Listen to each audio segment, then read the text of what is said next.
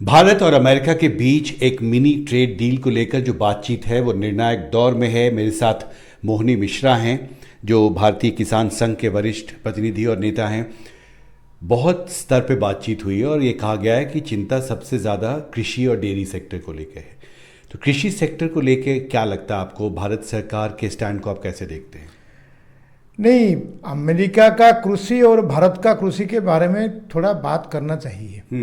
वहाँ का जो छोटे किसान है उनके पास करीब 1000 एकड़ मिनिमम 1000 हेक्टेयर का ज़मीन होता है। हमारे वहाँ मिनिमम 2-2.5 एकड़ का ज़मीन होता है। और वहाँ सरकार ने अलग अलग बक्स बना के किसानों को करीब 90% का सब्सिडी दे रहा है खर्चा का। यहाँ तो कोई सब्सिडी का बात ही नहीं है। इसीलिए ये सारे समझौतों से कृषि और डायरी को निकालना चाहिए, बाहर रखना चाहिए। इस विषय को अमेरिका को समझाना चाहिए। तो आप महत्वपूर्ण बात कह रहे हैं। आप कह रहे हैं कि कृषि और डेयरी सेक्टर ये दो ऐसे सेक्टर्स हैं जिनको किसी भी मिनी ट्रेड डील से बाहर रखा जाना चाहिए। क्या है, अमेरिका अभी फंसा हुआ है, अमेरिका किसान भी फंसा हुआ है, कंपनी के साथ एग्रीमेंट करके फंसे हुए हैं। और सारी कंपनियां अपना माल, कृषि का माल भारत में खपत करना चाहते हैं। वो जो कि जीएम का है, यहाँ जीएम का अनुमति नहीं है। वहाँ भी अमेरिका की जनता जीएम खाना पसंद नहीं करता है और जीएम का अधिकतर फसल वो जानवर को खिलाते हैं। और वो उसको खिला के फिर बाहर से खाना मंगाएगा अमेरिका, अगर उसके लिए पैसा चाहिए। वो जीएम को खपत करके बाहर उसके आमदनी से बाहर से खाना मंगाना वो चाहता है और उसी में भारत को फंसाना चाहते हैं। भारत उसमें नहीं फंसना चाहिए। भारत के छोटे किसान है और इसको संभल नहीं पाएगा भारत। ये जो बायोडाइवर्सिटी, अभी उनके किसान के पास कोई बीज नहीं है। हम यहाँ एक ही बीटी कपास किए, दूसरा बीज हमारे पास अब उपलब्ध नहीं है, वही बीटी कपास ही। ऐसा ही वहाँ का किसान फंसा हुआ है अगर बदल करना चाहता है खेती।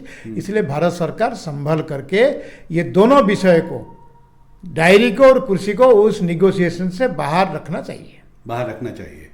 इसमें एक सवाल था, एक वर्किंग पेपर को लेके एक मुद्दा उठा था नीति आयोग के, उस पर क्या अपडेट है? क्योंकि ये सुझाव था, जैसे कुछ उद्योग जगत के जो लीडर्स हैं वो ये कहते हैं कि कुछ प्राइसिंग कंट्रोल के ज़रिए हम नियंत्रित कर सकते हैं, क्वांटिटेटिव रिस्ट्रिक्शंस के ज़रिए एग्रीकल्चरल प्रोडक्ट्स को भारत में अनुमति दी जा सकती है।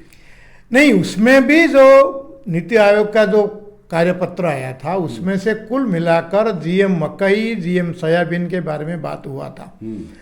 हम उसमें विरोध किए और अभी तक भारत का जो व्यवस्था है, एफएसआई ने ऐसे कोई व्यवस्था को इंपोर्ट करने के लिए अनुमति नहीं है। वो नॉन जीएम सोर्स है और नॉन जीएम जो सामान होना चाहिए ऐसा करके उनका नोटिफिकेशन है। तो नीति आयोग ऐसा कैसे सजेस्ट कर सकता है? पहले यहाँ देश में बात करो, चर्चा करो, अनुमति पहले मिले फिर बाद में बात करना।